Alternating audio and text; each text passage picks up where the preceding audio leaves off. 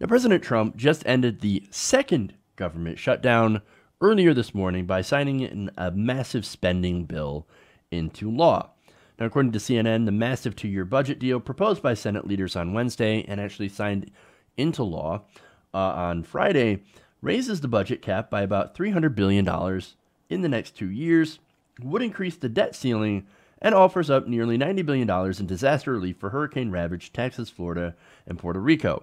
It also saves CHIP and things like that, infrastructure spending. So, in all, the deal seemed to be okay, at least for a couple of parts. Now, the politics of this, of course, is not on the side of the Democrats. It's actually siding the Republicans. The Democrats are touting this is some, this is a great deal. Yes, I know we don't have anything for people that are DACA recipients. Obviously, they were left out of this, as they usually are. But hey, well, look, we saved CHIP funding and we're funding the government. But what did you get out of it? You got things that normally Republicans say that they support. So in reality, you got next to nothing. However, that's politically, right? But here's what they actually got.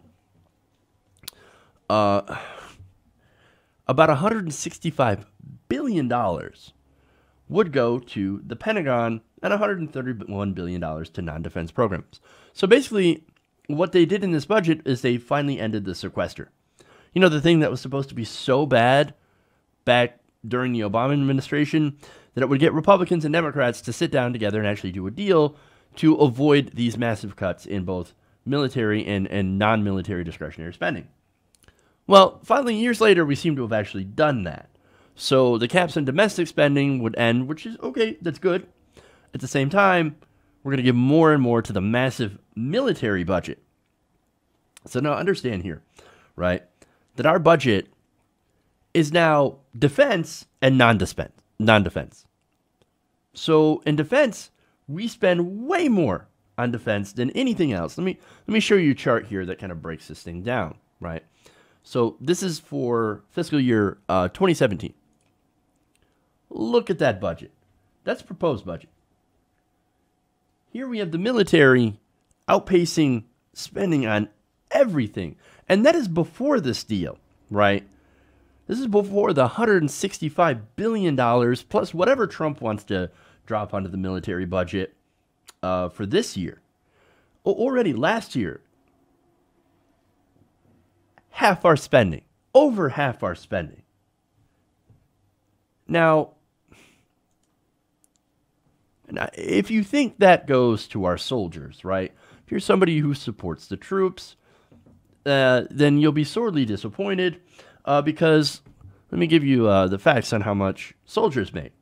An E1 enlisting into the military makes an average of $19,000 a year.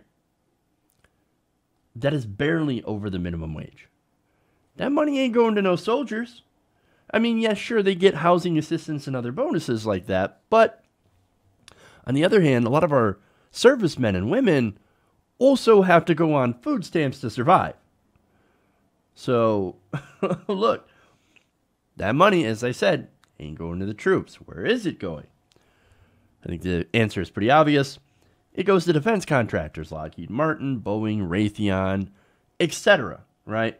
It goes right into their pockets, billions and billions of dollars for war, so we can drop more bombs on Syria. So many bombs that we actually physically run out of bombs. We don't have enough. We ran through our stockpile. Now we got to make more bombs. Well, how does that help us, the American people, dropping bombs on Syria? It doesn't. When's the last time Bashar al-Assad attacked America? When's the last time any of these places that we are bombing have attacked America? It doesn't make any sense, but of course, we're bombing the hell out of everybody. And by the way, how does bombing Syria help the Syrian people? It actually does not. It actually causes even more misery. Do you know how many innocent people we have killed from our constant warfare? Thousands. And over 1 million people died from George W. Bush's wars and the wars that have continued under President Obama and now have unfortunately continued under Donald Trump. And look, we continue to give more and more and more to the war machine.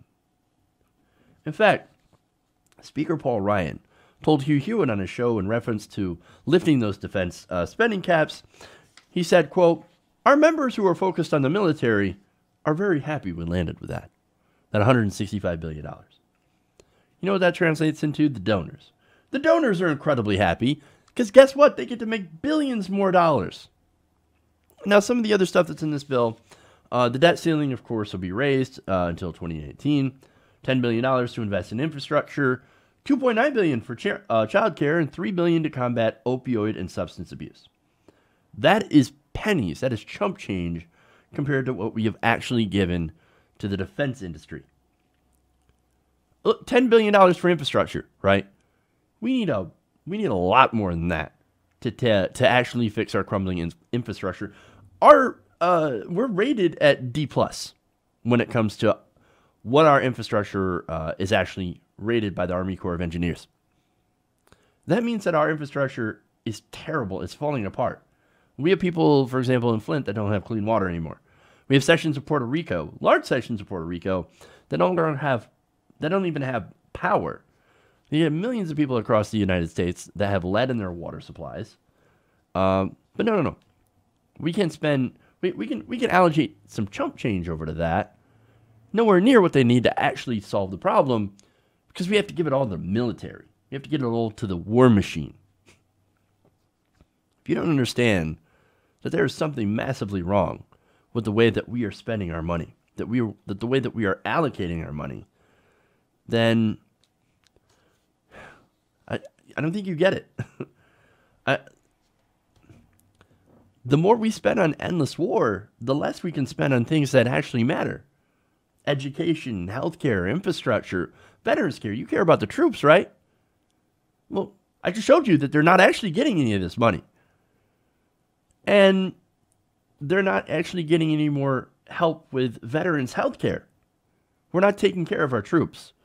But we are taking care of the giant multinational defense contractors, these corporations that are taking all of this money. We've got to stop putting more money into war, man.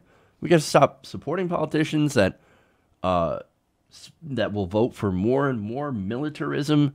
We have to step up and demand that we end all these ridiculous wars for corporate gain. I mean, we had protesters that stepped up in order to protest Vietnam. Where's that today? Where's that today? I know the right. Look, during the Iraq War, we had people that would protest, and they would be called traitors. Oh, you hate the troops. You hate the troops. No, we hate the wars, the endless wars. The best way to take care of our soldiers is to not send them into endless wars. But that's what we're doing. And they have tied in this. The right has this militarism in with patriotism and nationalism. That is not patriotism. Patriotism is about taking care of your country, taking care of your own. That includes taking care of the troops and making sure that they don't get sent into endless wars for profit. That's what that's about. And I'm a patriot. I love this country enough to point out the problems so that we can fix it. But unfortunately, like I said, so many people have fallen to the nationalist rhetoric of the right wing. And now there is no more anti-war left. It doesn't exist anymore. And so we've got to bring that back. We've got to oppose these endless wars. And we've got to bring the troops home. And we've got to slash defense spending so we can actually start to take care of our own people and stop being the policeman for the world. Hey everybody, thanks for watching this video.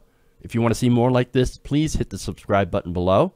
And if you want to support truly independent progressive media, please consider becoming a patron at patreon.com/TYTNation.